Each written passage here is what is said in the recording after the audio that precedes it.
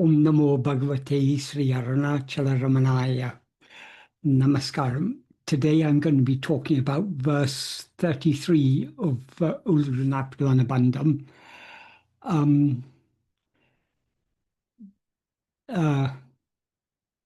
This is the last of a series of verses in which Bhagavan is talking about the state of the jnani. What he says in this verse is, the verse is Sanchita agamyangal saravam jnaniku uvinjum ennal vetra kelviku vilumbu sol patta poi kaime ura patni enjadu pol kata pom Muvineum Khan. This verse Bhagavan originally wrote, that is, when one day when he expressed the idea in this verse, Muruganar recorded what Bhagavan had said in verse 1145 of Guru Vasika Kavai.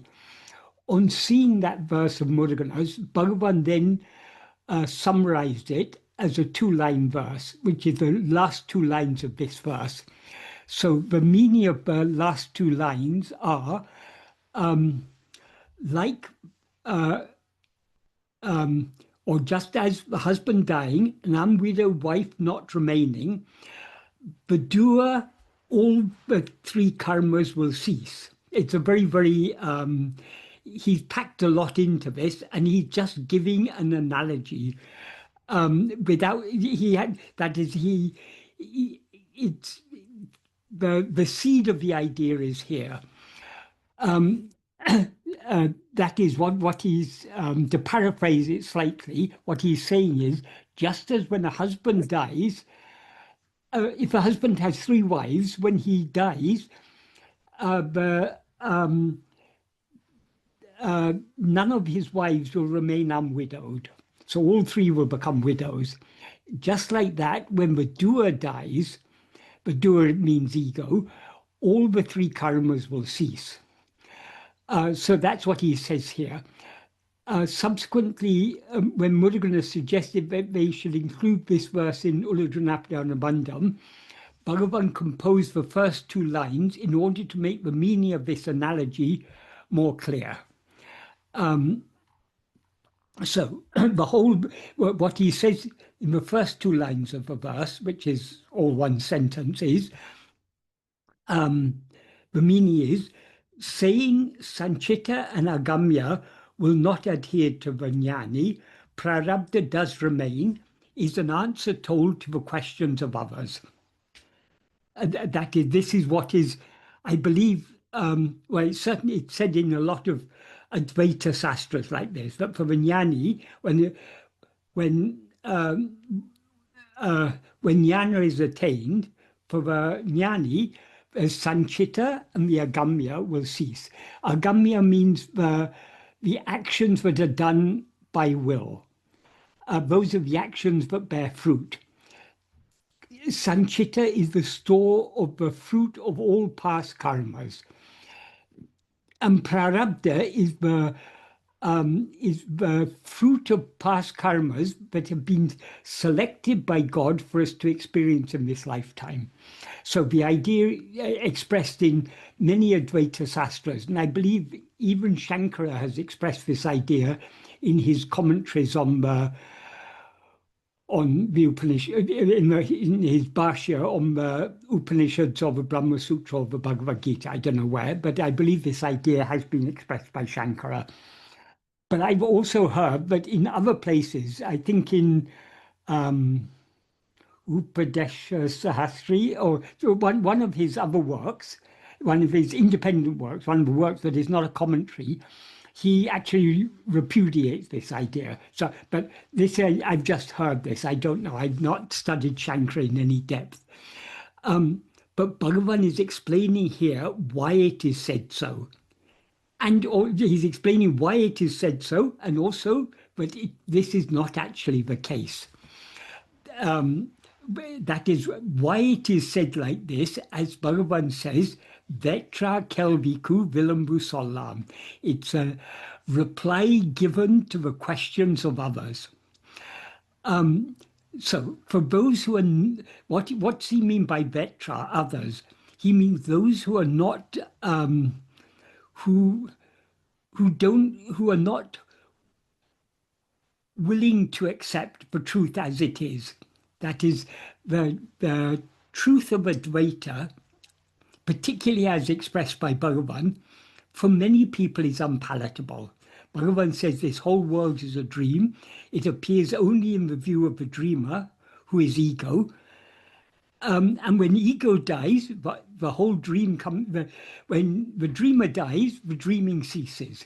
So this entire world will cease to exist when ego is annihilated by that the ego is annihilated when we are aware of ourselves as we actually are. Then this world will cease to exist. This is Advaita in its purest and deepest form. But this is not at all palatable to most people. So even Shankara often, because Shankara had to write Bhashyas in order to convince others that Advaita is the real import of Vedanta, of the Prasthanatraya, that's of the Upanishads, the Brahma Sutra, and the Bhagavad Gita. The real import is Advaita. In order to convince others that this is the case, Shankara often had to dilute Advaita, make it more palatable to people. That's why some people say that Shankara didn't teach that Shankara didn't teach Drishti Shrishtivada, he taught Shrishti Drishtivada. That is, he taught that the world exists independent of our seeing it. But whether Shankara actually taught that or not is controversial. Some places he seems to indicate that, but in other places he says all theories of creation are false because creation itself is false. So Shankara often had to dilute things to make it acceptable to a broader range of people. So as Bhagavan says, it's an answer given to the question of others. In other words, this isn't actually the case. And to make it clear that it's not actually the case, he gives this analogy of a husband dying. When the husband dies, all his wives are widowed. So as he says, the husband dying, an unwidowed wife not remaining. That means no wife remains unwidowed when the husband dies. Just like that, all the three karmas will cease when the doer dies. Why will all the three karmas cease? Because that is, though sanchita, agamya, sanchita, and prarabdha, to put it in the correct order, though these are called the three karmas, actually, agamya is a karma in the sense of action. Sanchita and prarabdha are karma phala, they're the fruit of actions. But the fruit of actions are also, by convention, they're often referred to as karma. So these are referred to as the three karmas. So ego is the doer of agamya and the experiencer of the fruit of agamya. So when the doer dies, the doer and experiencer are one and the same. The one who does the action is the one who experiences the fruit of the action. So that is ego. When ego dies, all the three karmas will cease. Bhagavan explains this very clearly in verse 38 of Uڵḷadu Nāṛpadu. What he says in verse 38 of Uڵḷadu Nāṛpadu, Vinay mudal namayin, vile payan tuipom. That means if we are the doer of actions, we will experience the resulting fruit. Note that Bhagavan doesn't say we are the doer of actions. If we are the doer of actions, In other words, if we rise as ego and identify ourselves with the 5 sheaths, which are the instruments of action, because we take these 5 sheaths, the body, the life, the prana, the mind, the intellect, and the will, because we experience these as I, the actions done by these instruments are experienced by us as actions done by us.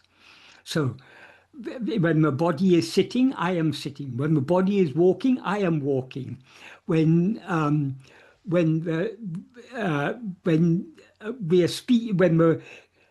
speech is going on, we experience it as I am speaking. When the mind is active in any way, I am thinking, I am seeing, I am hearing, I'm touching, I'm tasting, I'm remembering, I'm forgetting, I'm understanding, I'm not understanding, I like this, I don't like that. This is all these are because we identify these 5 sheaths as I. So so long as we rise as ego, we experience ourselves as the doer of actions. Because we experience ourselves as the doer, and because the actions we do are done under the sway of our vasanas, in other words, in accordance with our will, we consequently experience the resulting fruit. So as he says, if we have a doer of action, we will experience the resulting fruit. Vinay Mudıl Nāmayin, Vile Payan Tu Pom. That's the first line. Then he goes on to say, Vinay Mudıl A Endru Vinavi, Tanne Arya, Katrutvam Poi, Karmum Mundrum Karalam. That means the verb vinavi literally means asking, but he's using it here in a metaphorical sense to mean investigating. So investigating who is the doer of action when one knows oneself. In other words, when we know ourselves by investigating who is the doer of action, katrutvam poi, doership will depart, or literally doership departing, karmum mundrum karalam. All the 3 actions will slip off. That is, there cannot be any karma without the doer. And because the doer is also the experience, as he makes clear in the first sentence, when he says, if we have a doer of action, we will experience the resulting fruit. So we who experience any fruit, the fruit that we experience are the fruit of actions that we have done in previous lives. And then he ends by saying, Nittama Mukti Nilay. That literally means the state of liberation which is eternal. What it implies is this state, the state in which the doer has ceased to exist, when one knows oneself and thereby the doer ceases to exist, that is the state of liberation. Nittama means which is nitya, which is eternal. In other words, even now we are liberated. Even when we seem to be in bondage, we're actually liberated. Because what we actually are is never in bondage. It's only because we've risen as ego that we seem to be in bondage. That's why in verse 24 of Uڵḷadu Nāṛpadu, Bhagavan says ego itself is bondage. So there's no bondage other than ego. But this bondage is not real. When we see what we actually are, we will see that we've never actually risen as ego. And therefore, the liberation that we seem to have attained is actually eternal. It's not something that's newly attained. We are simply uncovering. That is, when we look carefully at the snake, we see that it's a rope. It's not that there was a rope that became a snake and later became a rope again. It was always a rope. It merely seemed to be a snake. Likewise, ego is just, when we rise as ego, we only seem to rise as ego. What we actually are always remains as it actually is. So Bhagavan makes very clear here, when the doership departs, by implication, the experiencership also departs, and therefore all 3 karmas will slip off. Well, slip off means they cease to exist. They cease to have any effect on us because we are no longer either the doer of the action or the experience of the fruit. So in this verse, he illustrates this by an analogy. Just as if a husband is married to 3 wives, if the husband dies, all 3 wives become widowed. You can't say 2 wives are widowed and 1 remains unwidowed. That would be meaningless. They all become widows. Like that, when the doer, and therefore the doer who is also the experiencer, when the doer dies, all the 3 karmas will cease. So when it is said that Sanchita and Agamya do not adhere to the jnani, prarabdha does remain. Why is it said that? Because for many people are not able to understand that though the jnani may appear in human form, the jnani is not a person, the jnani is not a human being. As Bhagavan often used to say, jnana me jnani. Jnana me jnani means jnana alone is the jnani. What does that imply? Jnana is pure awareness. Jnani is what knows pure awareness. What knows pure awareness is only pure awareness. That is, pure awareness can never be an object of knowledge. So we can know pure awareness only by being pure awareness. Pure awareness knows itself just by being itself. The jnani is nothing but jnana itself. But because we mistake ourselves to be a body, in our view, the jnani seems to be a person. Bhagavan, for example, Bhagavan seemed to us to be a person. He seemed to have a body and a mind just like ours. He seemed to answer questions and do so many things. If we believe that is what Bhagavan actually is, then for those who believe such things, whom they are the ones Bhagavan refers to here as others, for them it is said, yes, though the jnani no longer performs any agamya and his sanchita has been destroyed, he has to, for the duration of the body, the prarabdha remains and the jnani has to experience that prarabdha. That is what is said as a concession to those who don't have a deeper and subtler understanding. That's why Bhagavan says it's an answer given to the question of others, questions of others. That is, in Advaita, there are so many different levels of explanations. And as Bhagavan often used to say, the teaching has to be according to the taught. There's no point in teaching the deepest and subtlest truth to someone who is not ready to grasp it. So often the truth has to be diluted to suit the understanding capacity of those who are hearing. And the understanding capacity is very much determined by our likes and dislikes. If we are very much attached to this body and to the world, we won't want to believe that these things are unreal. So that unwillingness to accept that these things are unreal will cloud our understanding, and therefore the truth has to be presented to us in a more diluted way. That's why Shankara, in many places, Shankara had to express things in a more diluted manner because he was writing the Prasthanatraya Bhashya, his commentaries on the Prasthanatraya, that's the Upanishads, the Brahma Sutra, and the Bhagavad Gita. He did so in order to convince others that the real import of Vedanta is Advaita. Because he has to convince others, he has to dilute the truth in order to suit their understanding capacity. Likewise, even Bhagavan, often when Bhagavan is answering questions, for example, if we read books like talks and so on, well, there are several problems with books like talks. Firstly, the recording is not very accurate. The recording is according to the understanding of the person who recorded it. So it's not exactly what Bhagavan said, but it's what the person who recorded it understood. And as Bhagavan often said, according to the purity of the antakarana, according to the purity of the mind, that is, the same teaching reflects in different ways.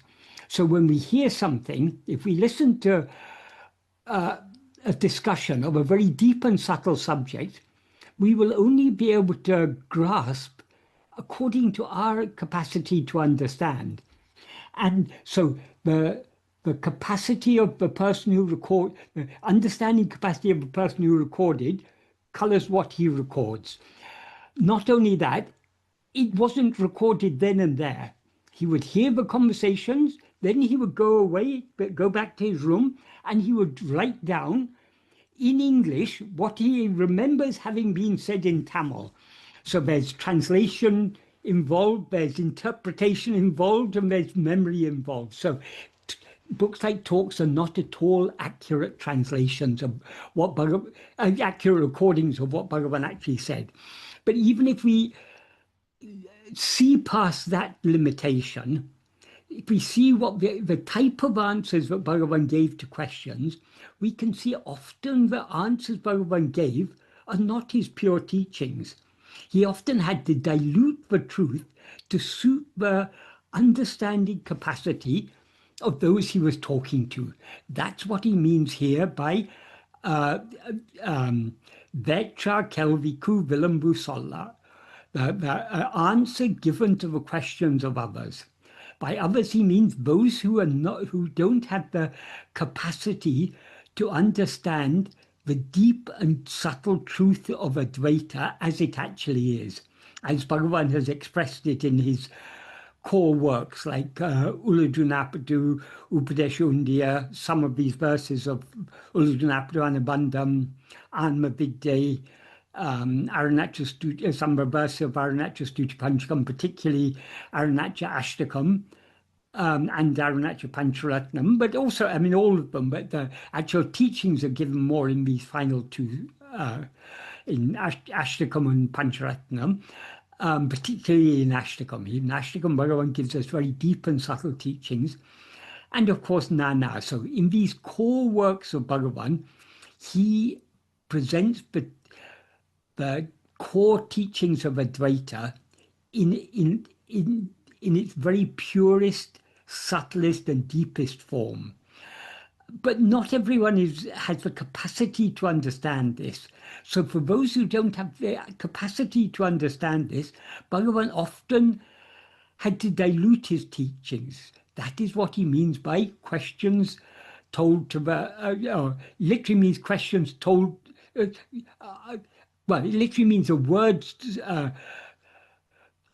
told to the answers of others. That implies, sorry, to the questions of others. That implies an answer told to the questions of others.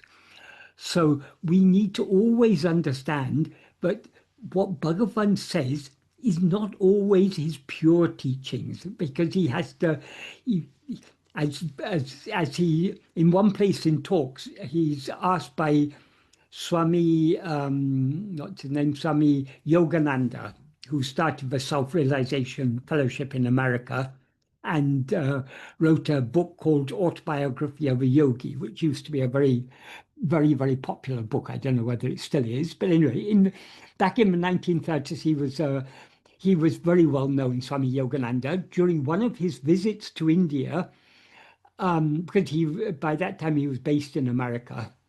So in when he returned to India on one occasion, he visited Ramanashram. And one of the questions he asked Bhagavan is, what teachings should be given for the uplift of the masses? And Bhagavan's answer was, teachings cannot be given en masse. Teaching must be according to the taught. In other words, the teaching that is suitable for one person may not be suitable for another person. So in Bhagavan's core works, like Uڵḷadu Nāṛpadu and so on, he gives us his teachings in their pure, undiluted form. But often when he's answering the questions of people, because they're not ready to understand the truth so deeply, he has to dilute his teaching. Even Bhagavan sometimes used to talk, like, for example, when someone asked Bhagavan, Bhagavan, should I renounce, I think this is recorded in Maharsha's Gospel or somewhere, should I renounce my family life and my job and everything and live the life of a sannyasi in order to follow this path? Bhagavan said, no, that's not necessary. Whether you're a grahasta, that's a married person, a householder, or whether you're a sannyasi, that makes no difference. Uh, and and, um, and then the person asked Bhagavan, then why did you leave your family and come and live here? Bhagavan said, that was my prarabdha. If it were your prarabdha, you wouldn't be asking this question. So there he's answering as if he has a prarabdha, because that person is taking, according to the understanding capacity of that person he's talking to, Bhagavan is a person just like us. So they're only seeing the outward form of Bhagavan and not seeing what is actually shining in that outward form, which is jnana itself. So Bhagavan, like as Shankara has done, Bhagavan often had to dilute the teachings. But the problem is, people take those diluted teachings to be the real teachings. So people say, oh, Shankara said this, therefore they draw their own conclusions. Yes, Shankara said many things. According to the context, he had to modify it. He had to express Advaita according to the context in which he was speaking or writing. So if Shankara did say in some places, as I've heard it said, that he did say, but Sanchita and Agamya do not adhere to the jnani, but prarabdha does remain. That is, as Bhagavan says here, it's an answer told to the questions of others. So we always need to bear this in mind when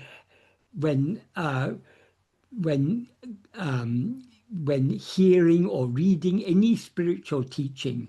To whom is the answer? To whom is the teaching addressed? For example, in many places, Shankara goes into great detail, for example, about adhyasa, superimposition. He writes in great detail about superimposition. But it's actually a very simple idea. But, I mean, it's summarized by the snake and rope analogy. You mistake one thing for another thing. So what actually exists is only Atma-swarupa, Brahman. But we see that, and that is what we actually are. But because when we rise as ego, we see that one as many.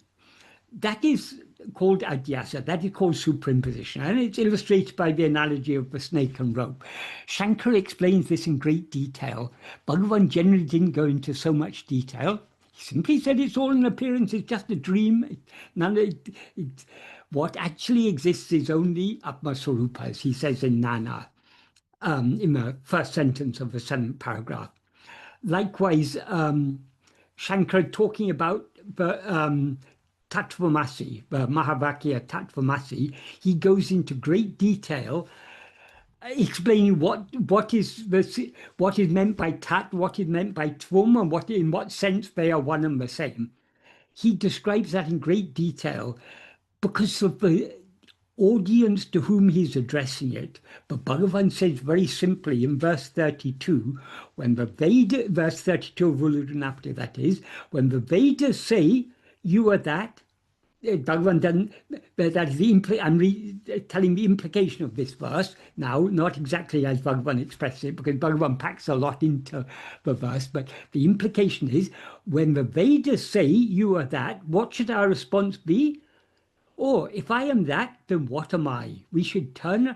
The reason the Vedas say you are that is to turn our attention back towards ourselves. We are looking for that. We're looking for Brahman or God or jnana or happiness or whatever. We're looking for it outside ourselves. But the Vedas say, Tattvamasi, you are that, in order to turn our attention away from all external things back towards ourselves. If we don't know what we are, when we talk about Brahman is just an idea for us. Since Brahman is nothing other than what we actually are, in order to know Brahman, we need to know ourselves. So the Mahavakya says, you are that, in order to turn our attention back to ourselves, to investigate, what am I? But Bhagavan says in that verse 32, instead of doing so, instead of knowing and being what we actually are by investigating what am I, thinking I am not this body, I am that Brahman, is, I think, how did he say it? I think he says it's is due to, yeah, uranime now, due to lack of strength. That is lack of strength of bhakti and vairagya, and consequent lack of clarity of mind and heart. That's what he implies by that uranime now. So thinking, constantly thinking, I'm not this body, I'm that Brahman, and treating that like a meditation, that is missing the point. When the Vedas say you are that, our immediate response should be, oh, if I'm that, then what am I? The purpose of the Mahavakya is to turn our attention away from the idea of Brahman as something very big, back towards ourselves, to find out what we ourselves actually are. So Bhagavan puts it very succinctly. But Shankara, because of the audience he's addressing, and because the audience he's addressing were primarily pundits, people who are very learned in the scriptures, so he has to convince them. They will say, no, how can that is very big, I'm very small, how can I be that? They had so many objections. So Shankara has to analyze what is meant by that, what is meant by you. And so all this detail, it was necessary according to the audience he was addressing. But a lot of such explanations are what Bhagavan would refer to as answers to the questions of others.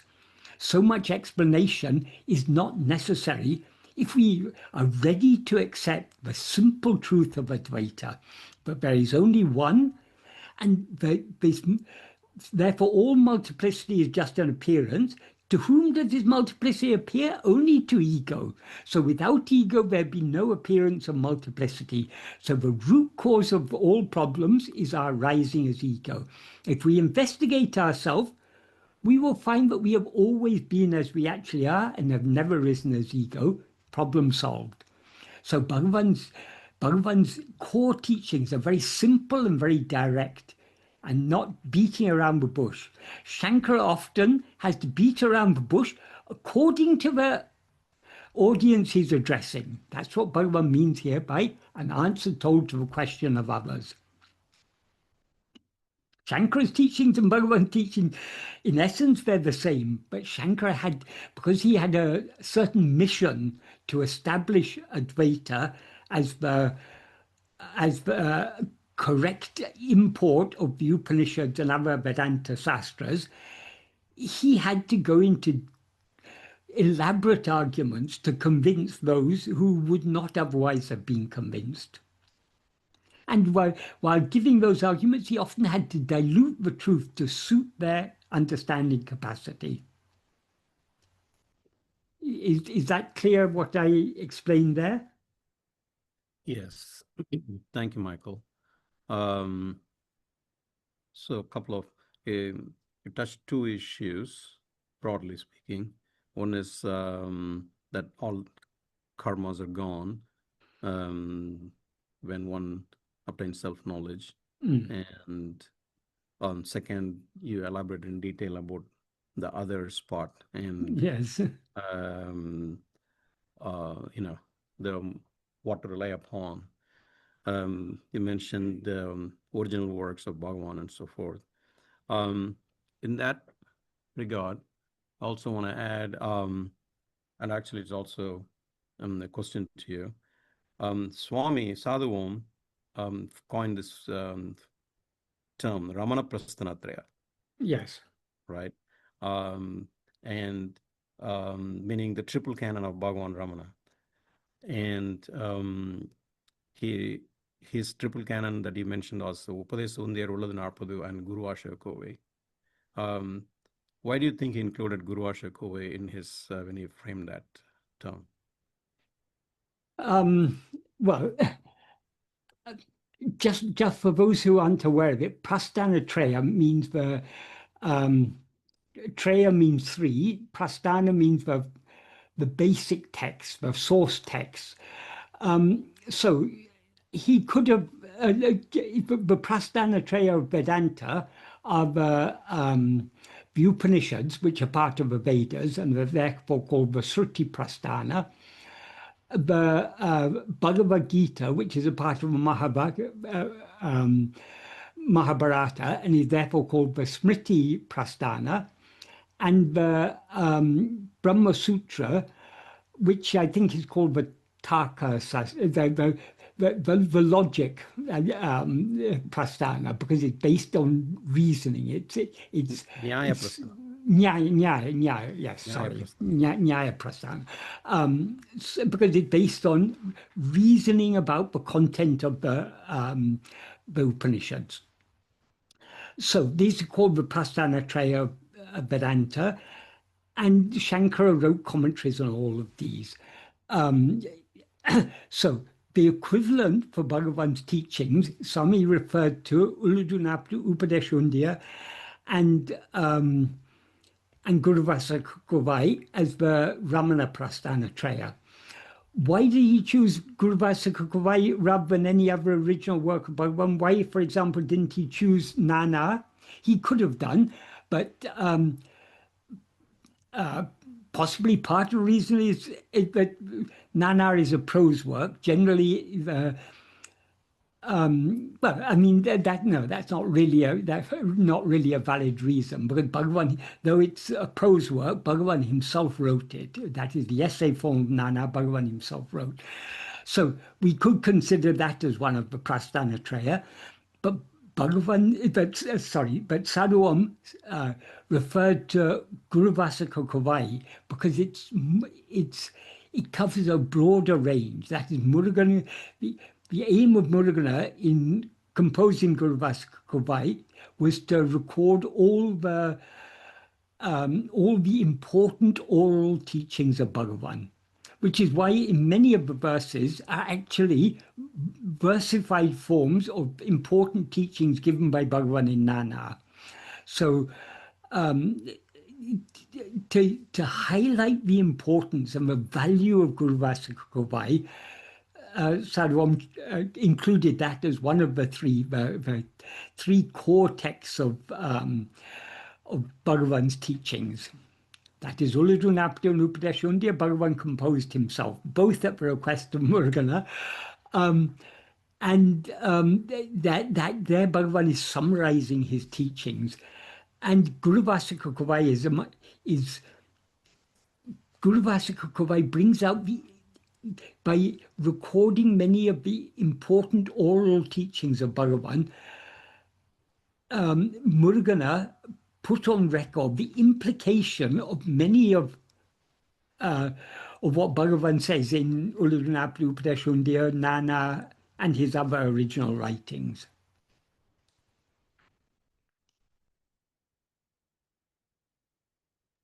And incidentally, Guruvasaka Kovai is about 1,250 verses, which is itself a very large number of verses. There were actually more than 1,000 more verses which were lost. That is one. Sometime, I don't know whether it was in the 1940s or 1950s, someone was carrying the manuscript of these verses that Muruganar had written, and I think it was being carried from one place to another because it was being prepared for print or something, or it was going to be copied or something. But somehow they left the manuscript on the train when they were traveling, and the manuscript was never found again. So more than 1,000 verses were lost. A few hundred of those verses had been copied by someone in a notebook. So that was the only copy of those verses.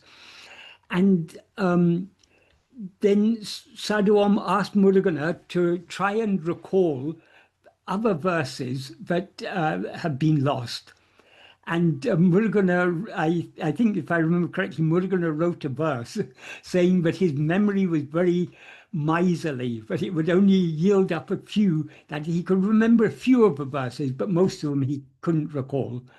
And since he'd recorded all these during Bhagavan's lifetime and they'd been seen by Bhagavan, he didn't want to composed new ones. He recalled what he could recall. So probably about 1,000 verses more we would have had if that manuscript hadn't been lost. But that was Bhagavan's will, but those should be lost, and so it happened. Yeah, I guess Bhagavan decided 1,000 is good enough, 1,000 Yes, close yeah, actually, yeah, 1,300 verses is good yeah, enough. And it covers the breadth and depth of Bhagavan's yeah, teachings pretty good. Now that we're working on Guru Ashokava, and I'm surprised to see how many of Nanyar sentences are there, pretty much yeah. verbatim in Yeah, Guru Ashokava. the basic, most of the core ideas in Nana are included in Guru Vasika Right. Kavaya. So that's the Ramana Prasthanataya. So we could call Upadesa Undiyar and Uڵḷadu Nāṛpadu the Sriti Prasthana of Bhagavan, and Guru Ashokava is the Smriti Prasthana of Bhagavan. Yeah, we can say that, yes. So next, coming to the karmas, I know you discussed about the 3 types of karmas. Just want to mention, if you want a bit more depth, please read chapter 3 in the supplement of Patha Sri Ramana. Swami Sadhu Om has done a really good job of discussing karma in that chapter. Nowhere has the law of karma, as explained by Bhagavan, been expressed in writing so well and so thoroughly as Sadhu Om has done in that chapter. Yes, beautiful. I mean, because most people, many people come to that is because of misrecordings and misunderstandings. Many people do not understand what Bhagavan taught about karma. That is, in quite a few places it's recorded, but Bhagavan said everything is prarabdha. But when Bhagavan talks, he talks in a very nuanced manner. So everything means, in that context, everything means everything that we are given to experience is prarabdha. But people think, oh, if everything is prarabdha, then we've got no free will.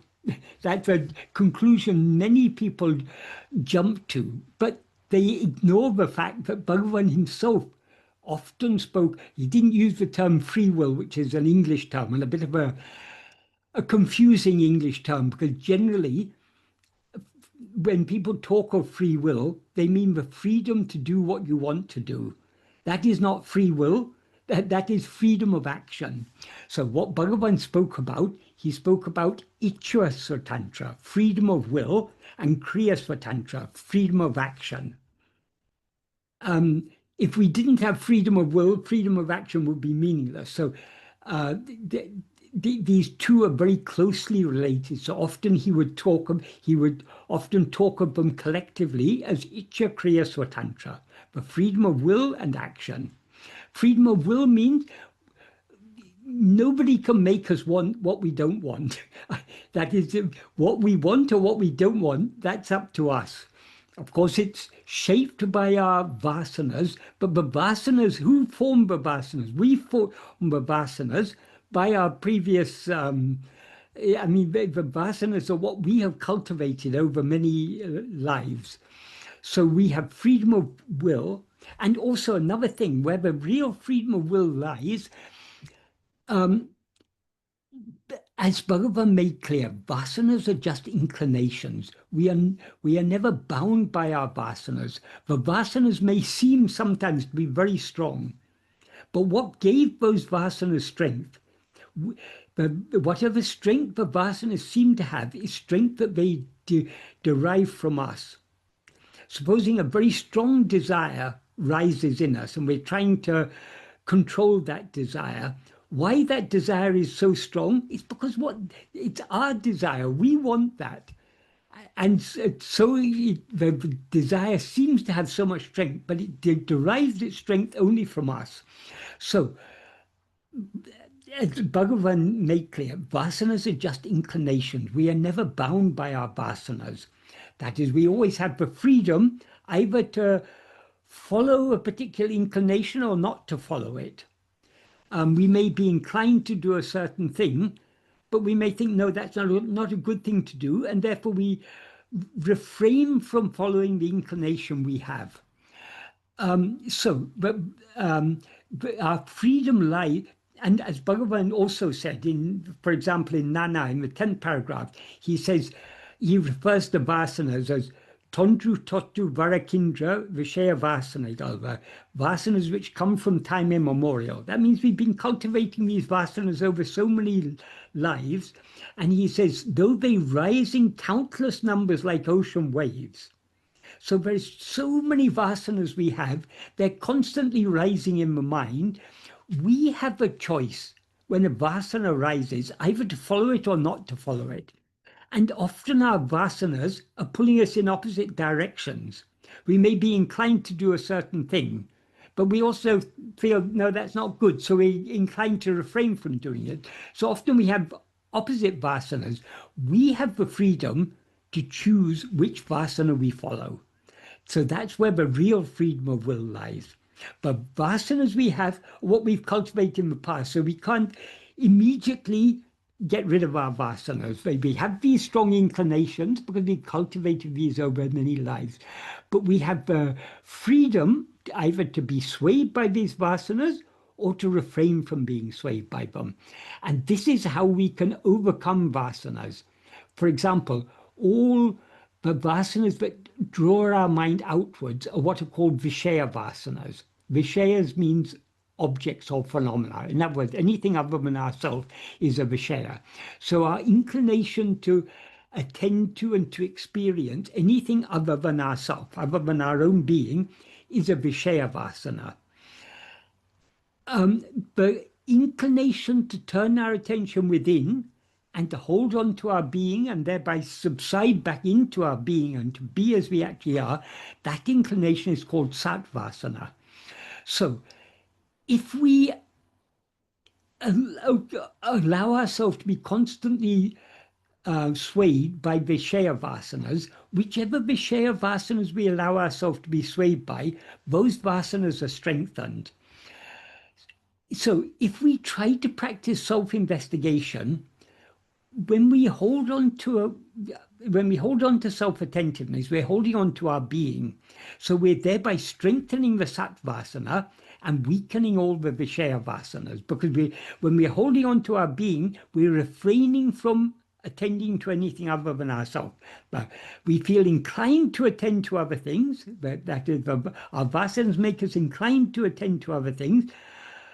But because of our love to know what we actually are, we hold on to self-attentiveness. Thereby we strengthen the sattvasana and weaken the Vishaya vasanas. That is, vasanas are strengthened to the extent to which we allow ourselves to be swayed by them.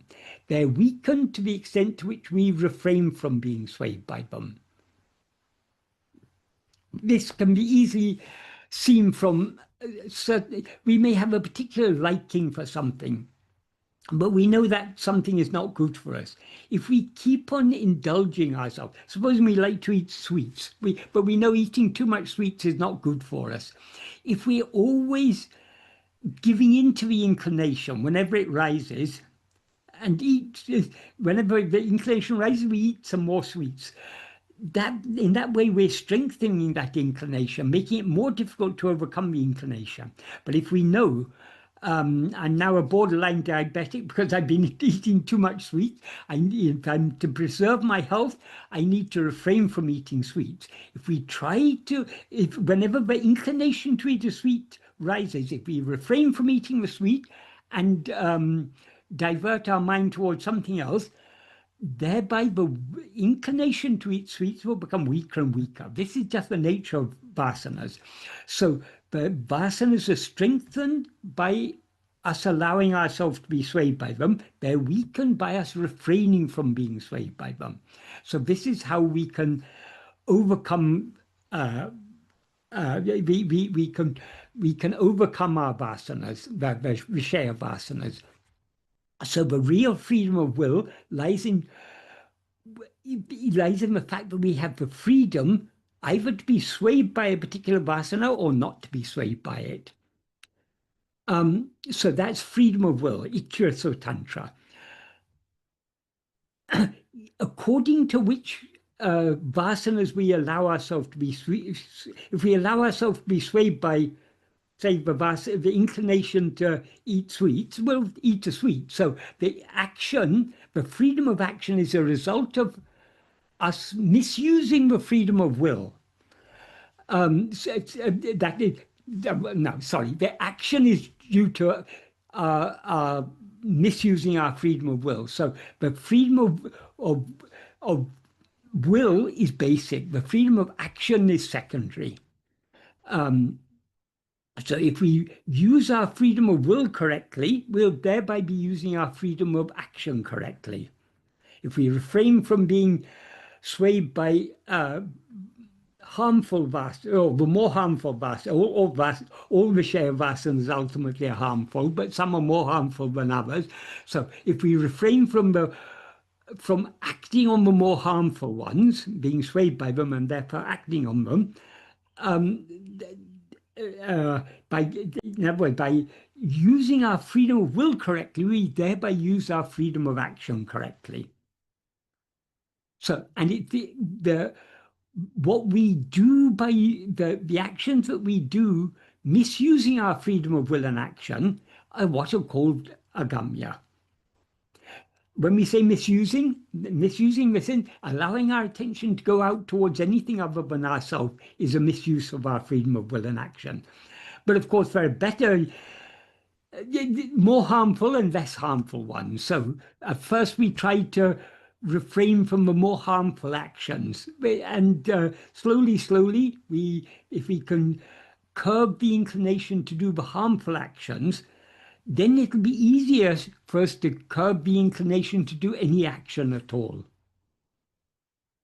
So all this has been very well explained by Sadhu Om in that chapter, in accordance with what Bhagavan has taught us. But in accordance what Bhagavan has taught us, the majority of his devotees didn't understand what he was talking about, because these are very simple things. For some reason, some people are just not able to grasp these things. Because mind likes complexity. Yeah, true. So along those lines, so there is Jiva has freedom of will, but Jiva does not have Anubhava Swatantra, the freedom to experience. We have freedom of will and we have freedom of action, but we have no freedom to experience what we want to experience. That is, we can want anything we want. We can try to achieve it, but we cannot achieve it unless it is in our prarabdha. That Bhagavan made very clear in the note he wrote for his mother. In the second and third sentences, he says, Endrum naduvadadu, enmuyachikanum naduvadu. That means what is never to happen will not happen in spite of any amount of effort. When he says what is never to happen, that means what is not ordained in prarabdha will not happen, however much effort we make. Why do we make effort? Because we want to achieve it. So it's when he says in spite of any amount of effort, he's clearly referring there to our freedom of will and action. We have the freedom to want to experience something that is not destined in prarabdha. We have the freedom to try to experience it, but we have no freedom to experience it unless it happens to be ordained in prarabdha. And then in the next sentence he says, Nāṛpadu intarēsayinum uڵḷadu. What is to happen will not stop in spite of any amount of obstruction. So if something is to be experienced in accordance with prarabdha, we are free to want to avoid it, we are free to try to avoid it, but we are not free to avoid it. It's going to happen anyway, whether we like it or not. Right. And he says in the next sentence, he says, Iduve tinnam, this is certain. So Bhagavan is very, very clear. The freedom we have is freedom of will and freedom of action, not freedom of anubhava, of experience. Yeah. iduve thinam. Yeah. This indeed is certain. Yeah. This Yeah. alone is certain. Yeah. So let me go to the questions here. You were talking about the teachings of Bhagavan and Adi Shankara being misunderstood. So Satya Chilakuri has a question. Don't you think that the teachings of Bhagavan Ramana or Acharya Shankara have been misunderstood by their followers because they do not distinguish between empirical reality and absolute reality? And I think he's referring to Vyavaharika Satya and Paramarthika Satya. Yeah, that's part of it, but it's more than that. Even the that is Paramarthika Satya. There's no ego, no world, no mind, no body, nothing. So, but there. Yeah, people need to understand when things are said according to the context. But if we don't recognize the context, that is, from a certain perspective, something may appear to be true. When we look out at the external world, we see so many things happening. We see, for example, we have this, nowadays we have this problem of climate change. Obviously, this isn't the ultimate truth because the world itself is not true. But at the level at which the world seems to be true, yes, climate change is true. We have to say that. We can't, if we try to say that the world is true, but climate change is not true, as the climate change deniers want to say, that is wrong. If we accept the seeming reality of the world, equally seemingly real is climate change, and equally seemingly real wars and pandemics and earthquakes and tsunamis and all these things. It's all at that level.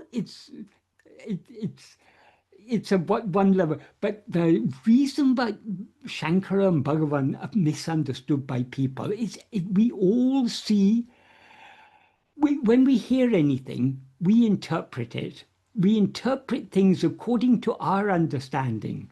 So as Bhagavan said, according to the purity of the antakarana. Antakarana means the inner instrument, that is the mind, the intellect, the will, and the and ego. So according to the purity of the antakarana, the same teaching reflects in different ways. So many people read Bhagavan's teachings, but they understand it in different ways, according to their own. If we come to Bhagavan with many preconceived ideas, we will try to understand Bhagavan's teaching through the filter of our preconceived ideas. That's why Sadhu Om often used to say, people sometimes used to say to Sadhu Om, "Oh, why do you criticize other teachings?" Sadhu Om said, "I'm not criticizing other teaching. I'm simply trying to remove misconceptions. If we don't remove misconceptions, you won't be able to understand if you come to Bhagavan's teachings with many misconceptions in your mind, you're not going to see Bhagavan's teachings in their pure form." So he used to give an analogy for this. He said, if you bring me a slate on which many scribblings are there, if you ask me to write the beautiful name Ramana, the first thing I have to do, I first have to wipe the slate clean, and then I write the beautiful name Ramana. If I don't wipe the slate clean, if I write the beautiful name Ramana over all the scribblings, it'll just be lost. It'll just become another scribbling among all the other scribblings. So it's necessary to remove, that is, Bhagavan's teachings are very, very radical. So we need to be ready to give up all our cherished ideas and beliefs and everything, and see everything through the fresh light of Bhagavan's teachings. Then only we'll be able to understand it.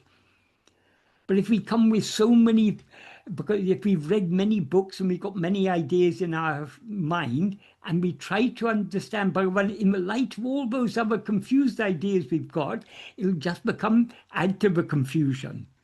So first we need to be ready to give up all our preconceived ideas and beliefs and everything, and see Bhagavan's teachings with a fresh mind, with a clear slate. Tabula rasa, as they say in Latin. You need to have a tabula rasa means more or less a clean slate, a clean tablet on which to write. All right. The mind has to be a tabula rasa. It has to be a well-wiped slate. Then only Bhagavan's teachings will make an impression upon our mind.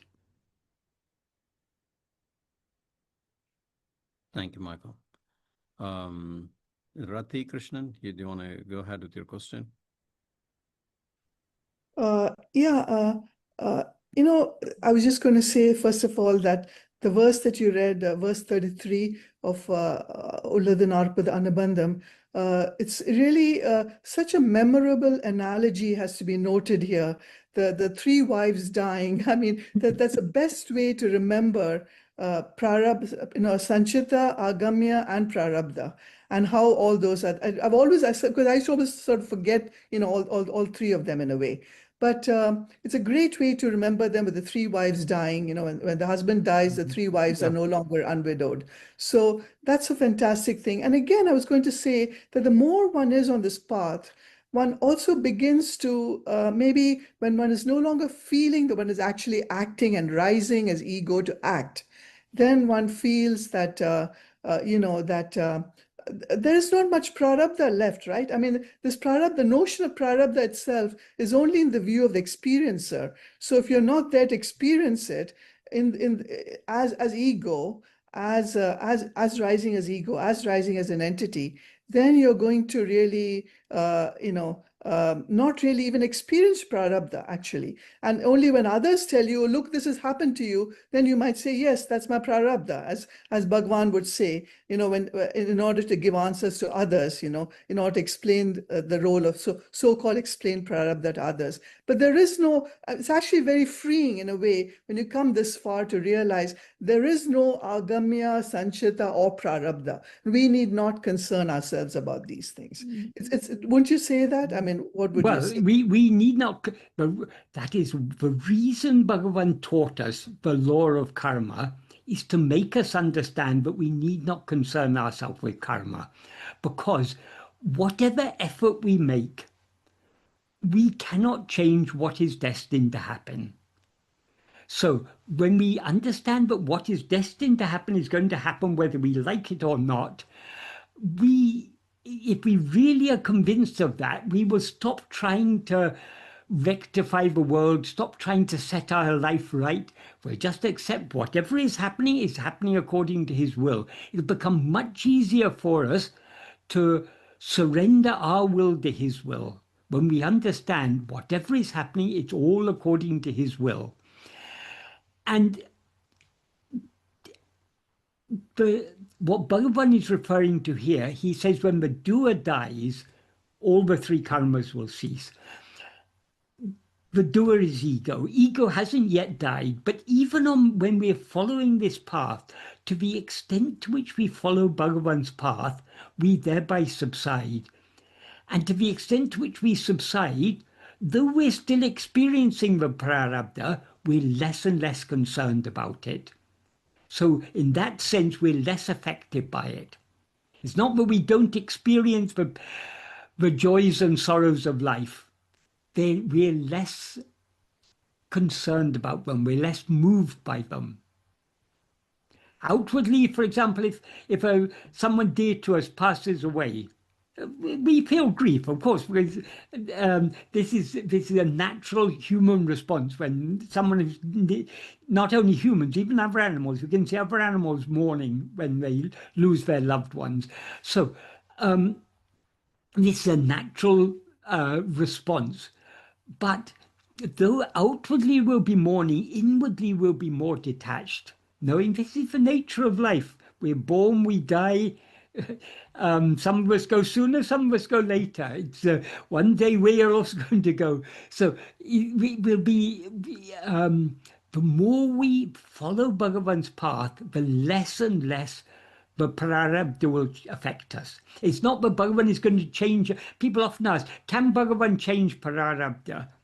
Yes, of course he can change prarabdha. He's the one who gave the prarabdha. He can change it if he wants. But why would he want to change? When he ordained the prarabdha, it's what is best for us. So why would he want to change that? But this sort of concern about changing prarabdha, this will become less and less.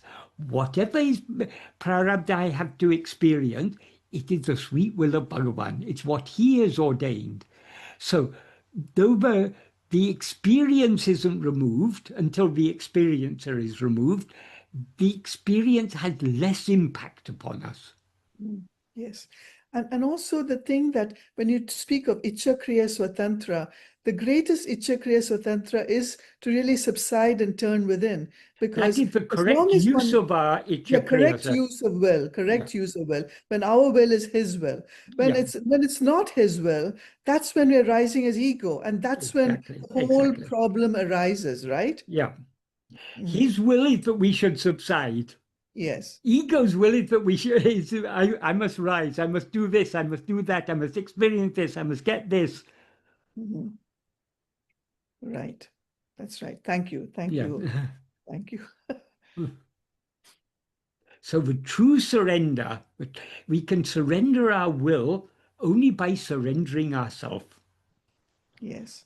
Without surrendering ourselves, we can minimize, we can reduce our will to some extent, but ultimately we can surrender our will completely only by surrendering the one whose will it is, namely ego.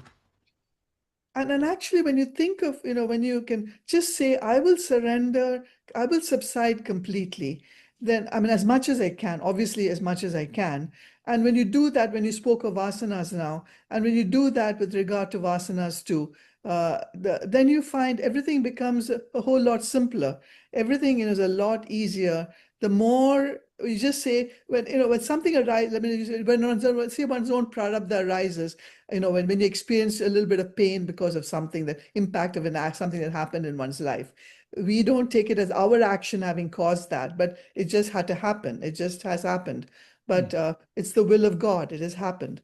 So then, there's less impact of that. There's less impact of vasanas. There's less impact of our ego. Actually, it gets reduced and minimized to a large extent, doesn't it? I mean, Udasina bhava, there's an attitude of indifferent detachment. Yes. The raga dvesha goes away, and there's more the more of really just vairagya. There's a little more of the vairagya there, Yeah. Yes. Yes. Namo Ramanaya. Namo Ramanaya. Thank you. Ram Tanati, you want to go ahead? Question? Yes, Michael, when we are doing actions, for example, when we are jogging, and the question of who is jogging does not even come, because it's very intrinsic to us that I'm jogging. So at that point as well, I need to be investigating who is the one who is jogging. Where I'm going with this whole query is, if that it seems to be that investigation that is going internal is independent of the actions that I'm doing. They seem to have a space in between where the actions are happening regardless of the investigation that is happening inside. Otherwise, if I start questioning, then I would be actually literally stopping when I'm jogging and start to investigate until I figure out who I am. I shouldn't be even jogging. But the jogging continues, the eating continues, the actions continue while the investigation is going on. So the actions are not the problem. The problem is our identification. So what is jogging? It's the body jogging. But because we experience ourselves as I am this body, we experience the jogging as I am jogging. So what we need to investigate is who is this I who is experiencing I am jogging. That doesn't mean the jogging has to stop. Let the jogging continue. Because the investigation is inward. It's a turning of our attention inward. So it need not have any impact on the external actions. Like the actions go on, but the attention should be going within. But till that investigation happens, shouldn't all actions come to a standstill? Why? Do you cease to exist when you're active? No, there is a confusion inside, right? So who is the one who is jogging and then till... Jogging is not a problem. The problem is the false awareness, I am jogging. It's that is what that I is what needs to be investigated. Okay, one more thing. No action is a problem. The identification with as I am the doer of this action, and that identification is inevitable when we rise as ego, because the instruments of action are the mind, speech, and body. We identify these as I when we rise as ego. So whatever actions are done by this mind, speech, and body, we experience it as I am doing this. So it's this I that needs to be investigated. Let the actions go on. The actions aren't affecting us. The actions seem to be affecting us because of our false identification. So focus on the I and let everything else happen as it's meant to happen.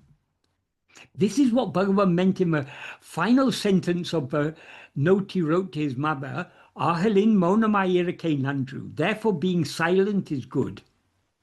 Did he mean that we should stop all action and sit like a rock? No, because he said, well, what is to happen will happen. And he said in the first sentence, but in accordance with the prarabdha of each one, he who is for that, being there, being in the heart of each of us, will make us act. So the actions that are necessary in order for the prarabdha to unfold, we will be made to do those actions. So the actions, we need not concern ourselves with actions. What we're investigating is our being. Who am I who experienced myself as a doer of action? That doesn't mean we ask the question. We investigate this I by turning our attention inward. That doesn't mean we stop the action. Earlier in your commentary in the same session, you were mentioning when we are walking, talking, whatever, we automatically associate that I'm talking. There is no question of who's talking because you intrinsically know. What I said was, because we identify the mind, speech, and body as I, whatever actions are done by the mind, speech, and body are experienced by us as actions. I am doing this action. So the root problem is the identification. The actions are not harming us. It's our identification with the actions that is harming us. Okay. And the next time when I talk or something, I need to investigate who is that I who is talking, and it's me. Yes, yes. Okay. All right. Sounds good. Thank you. Yeah. Very good. Thank you, Michael.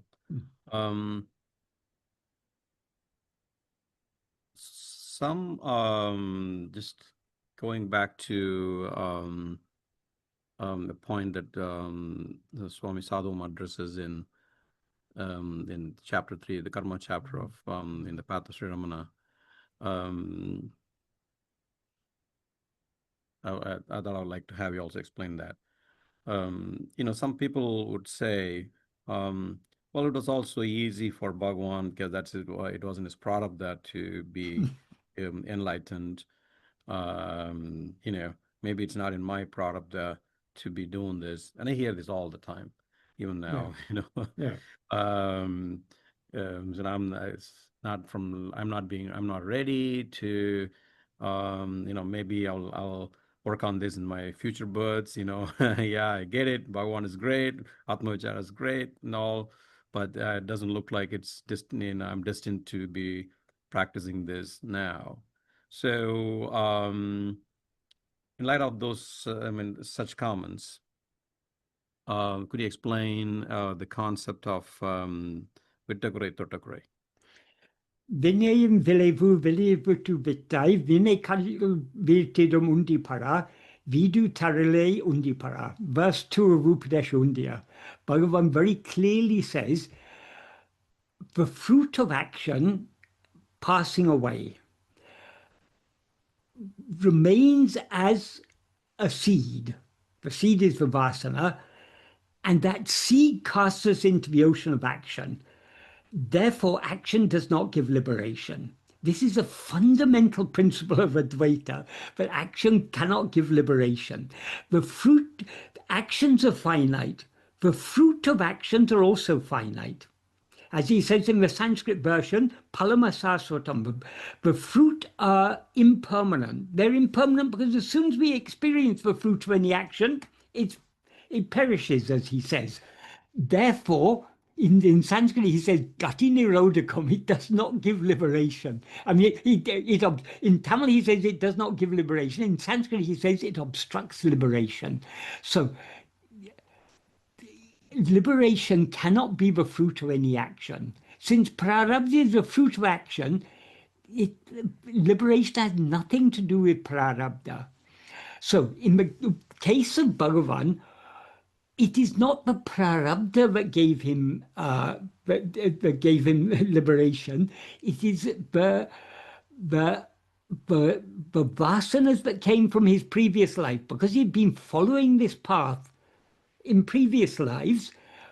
Those vasanas, same vasanas, took over when that fear of death came to him, and he turned within and merged back within. So it is, liberation is according to our will. That is why Bhagavan often said, Bhakti is the mother of jnana.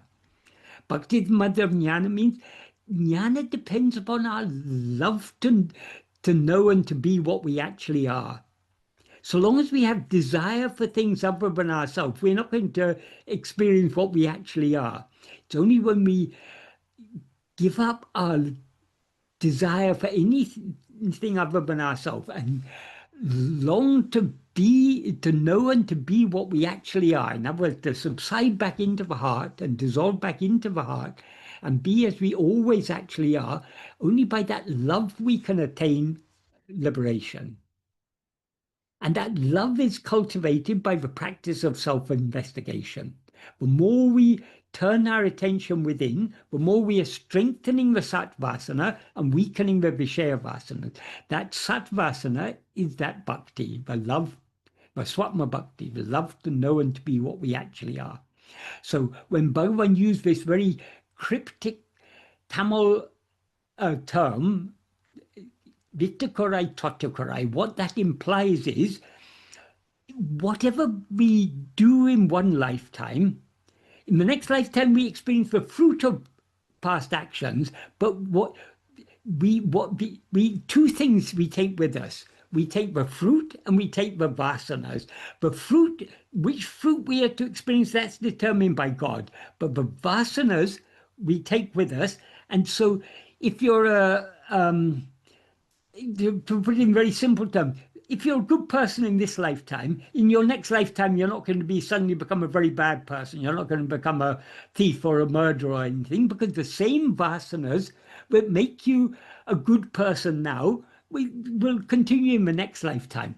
And another important thing to remember, the prarabdha is tailor-made to suit each one of us. So according to the vasanas we have, we are given a vasana, a prarabdha that is appropriate to that. So people say, if it's your destiny to be a criminal, to rob a bank or something, you wouldn't have, you wouldn't be in such circumstances, or you wouldn't, even if you were in very poor circumstances, you still wouldn't have any inclination to do bad actions. So the prarabdha is tailor-made to suit our vasanas. So people who have a prarabdha for example, being a criminal, being a thief or a murderer or anything, that's whatever prarabdha they have, that's suited to their particular vasanas. Such a prarabdha will not be given to someone who has no inclination to do such bad things. So the prarabdha is tailor-made to suit the vasanas, but whatever vasanas we have in the previous life, they carry on in the next lifetime. So supposing we, in this lifetime, we're very interested in making money, earning lots of money. We've got that business mentality. We're always looking for a way to make a quick buck or two. That same inclination will in the next lifetime, we'll have the same type of inclination. If we have a different type of inclination, if we're very interested in ideas, in philosophy, in trying to understand the meaning and purpose in life, trying to, such vasanas will also continue. If we are interested in, if we are inclined towards spiritual practice in this lifetime, when this lifetime comes to an end, the next lifetime, these same vasanas will continue. The same is implied by Krishna in the Gita, where he's asked a question about the yoga brashta. If we fail in our yoga, in our spiritual practice in this lifetime, if we don't achieve our goal, what will happen? He said in the next lifetime, you're born in a suitable family and the suitable circumstances will be there for you to continue doing what you're doing. So when we're talking about Bhagavan, for example, when Bhagavan referred to when he used this term vitukare tatakare, referring to himself, implying that whatever inclinations towards vichara and surrender that he had in previous life, that was what continued in this lifetime. We are there talking about Bhagavan as if he were a person. So there was a seeming ego that was aware of itself as I am Venkataraman. That ego in its previous lifetime, it must have been a very great spiritual aspirant. But for some reason it had to birth again. But once that jnana is attained, then that ego is completely obliterated. What shone through the outward name and form of Bhagavan from that moment onwards was no longer that ego that was aware of itself as I am Venkataraman, because that ego had been completely annihilated.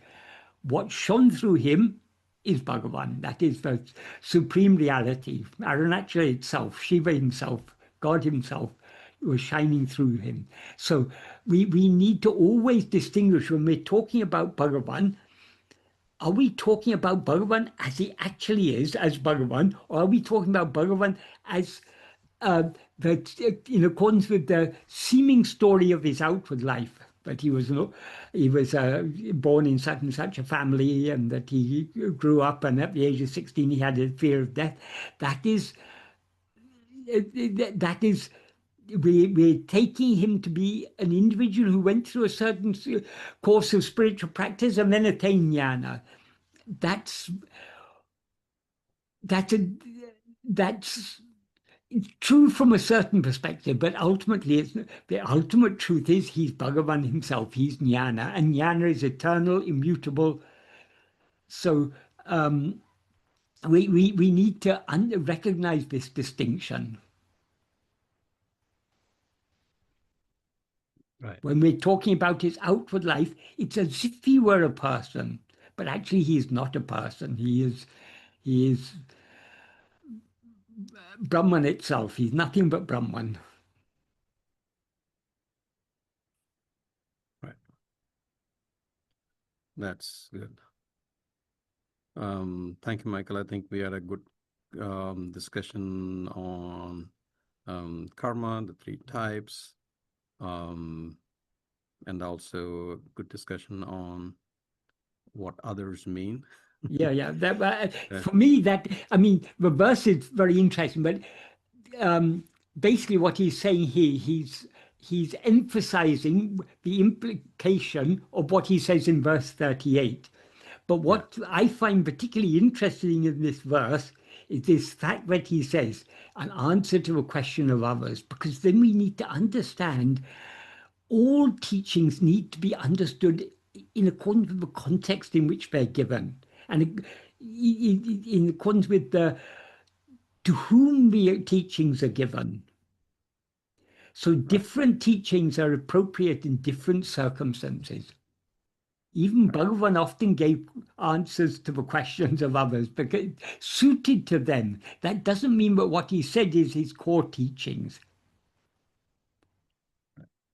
When you said when a king dies or someone male dies, everyone is widowed. The point there is when ego dies, all The three karmas cease to exist. all what cease to exist? Sorry. All the three karmas. Okay. Gotcha. Thank you, Michael. And with that, we will. But how can there be any action without a doer? How can there be any experience without an experiencer? So ego is the doer and the experiencer. So when ego dies, all the three karmas cease to exist. Okay, what are the three karmas? Prarabdha is one. What are the other two? First is agamya. That is the actions that we do under the sway of our vasanas. In other words, the actions that we do in accordance with our will. Those actions bear fruit. The fruit gets stored in what is called sanchita. Sanchita literally means a heap. So it's the accumulation of all the fruits of our past karmas, but we haven't yet experienced. From like that Sanchita is like a bank account. Yeah. From that sanchita, Bhagavan selects which fruit will be most conducive to our spiritual progress in this life, and he allots those fruit as our prarabdha for this life. So for each life, he selects the. That's why I said the prarabdha is tailor-made to suit us individually. Okay, so that's the prarabdha. Okay. Yeah. So the sanchita and prarabdha are karma pala. They're the fruit of actions. The agamya is the actual action, the karma. Okay, but the middle one, the sanchita, if Bhagavan takes the ones which are conducive for your spiritual progress, then in the middle one, do we experience all the other fruits too, which are not? We will never experience all the fruits of our past actions, because as we're experiencing the fruits of actions, every life we're experiencing the fruit of past actions, but we're accumulating more fruit. So it will be endless because we accumulate more fruit than we experience. So we will never experience all of the fruits of our past karmas. Because some people say only when all the karmas are exhausted will you attain liberation. That is not the idea in Vedanta. In Vedanta, when ego dies, then only will all the karmas cease. And one last one, I'm going to ask the imponderable, please forgive me. In the first life, there were no vasanas, right? This is hypothetical because when we say the first life, we are assuming that this ego actually exists. If we investigate ego, we will find it doesn't exist even now. So it didn't exist in the past. But so long as we rise as ego, we seem to have a past. Now as ego, we experience ourselves as a creature in the flow of time. So we're now on 2nd of August 2025, and according to which time zone you're in, we're all in a particular time. So this is what we experience as now. But all this time and space appear only when we rise as ego. So all our past is real only from the perspective of ego. So we have had crores of Janmas. So it seems from the perspective of the ego. But if we investigate this ego and find there's no such thing as ego, then there never was any any birth at all. There was neither birth nor death. Right. When people ask Bhagavan about questions about rebirth, he said, if you're born now, you were born in the past and you'll be born in the future. But are you born now? I mean, they're really, instead of, I'm sorry, understanding all this karmas, three karmas and all, we just need to investigate who is the one who's Yes. asking. But why Bhagavan taught us this law of karma is to make us understand that we need not be concerned about karma. What is destined to happen is going to happen.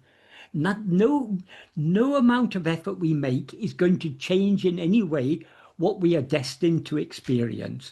Therefore, we need not be concerned about all these external things. The only thing we need be concerned about is investigating who am I, and thereby surrendering ourselves.